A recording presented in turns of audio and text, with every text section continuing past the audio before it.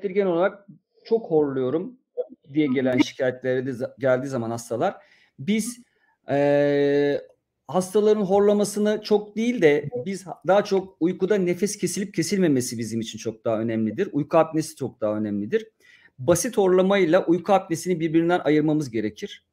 Özellikle hastalarda gece uyku süresince rahat uyuyamıyorlarsa, uykuda nefesleri kesiliyorsa ve bunu kendileri de artık ya da tanık yanındaki insan birlikte olduğu eşi de buna şahit oluyorsa, nefesi kesiliyorsa, gündüzleri uykudan geceleri 10 saat uyusa bile sabah uyandıkları zaman uykularını rahat alamıyorlarsa, yataktan dinlenmiş kalkamıyorlarsa, gün içinde uyku nöbetleri, gün içinde kestirmeler artıyorsa bu hastalarda uyku apnesi vardır demektir. O uyku apnesinin tedavi sürecinde ilk başta yapılması gereken şey uyku apnesinin derecesini ortaya koymaktır. Hafif, orta, ağır derecede uyku apnesi var mı yok mu onları ortaya koymaktır. Hafif ve orta derecesinde uyku apnesinin tedavisi cerrahi yöntemlerle düzelebilirken ileri derecede uyku apnesiyle cerrahi tedavisi yoktur. Net söyleyeyim yoktur. Bu hastalarda CPAP ya da BiPAP denen uykuda nefes kesildiği zaman devreye giren ve pozitif basınçla bu kanalı açan, nefes almasını sağlayan cihazlar kullanmak gerekir bu hastalarda. Cerrahi ise ileri derece uyku apnesine cerrahi sadece CPAP ya da BiPAP denen cihazların etkisinin daha iyi olmasını sağlamak için yapılır cerrahi tedavi olarak. Biz hastamızdaki yapılan muayenemizde uyku apnesi sebebi olabilecek üst solunum yolu tıkanıklıklarını gidermeye yönelik tedaviler yaparız. Bunlar neler olabilir?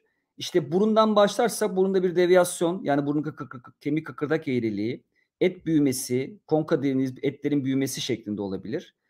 Daha doğrusu genize gittiğin zaman genizde herhangi bir geniz etinde bir büyüme, herhangi bir kitle etkisi yapacak herhangi bir doku büyümesi var mı yok mu ona bakılması gerekir. Daha ileride gidersek yumuşak damakta sarkmalar, küçük dilde uzamalar, ileri derecede bademcikte ileri derece büyüklükler var mı ona bakılır. Dil köküne oradan da aşağı indiğiniz zaman da dil kökünde pasajı kapatacak herhangi bir büyüme var mı onlara bakarak cerrahi yöntemler yapılabilir. Ancak bunu unutmamamız gerekir ki en iyi cerrahi tedavi bile uyku apnesinin %50'sini ortadan kaldırır. Çünkü horlama ya da uyku apnesi sadece üst solunum yolundaki tıkanıklığa bağlı değildir aslında. Hastanın genel olarak çene yapısı, boyun yapısı da buna çok önemlidir. Kilo alıp vermesi çok önemlidir. İleri derece morbid obez olmamız çok önemlidir uyku apnesinde. Yani biz açıkçası cerrahi KBB hekimleri olarak horlama ile uyku apnesini birbirine ayırırız ve ona göre tedavi veririz. Bizim için horlama daha geri plandadır.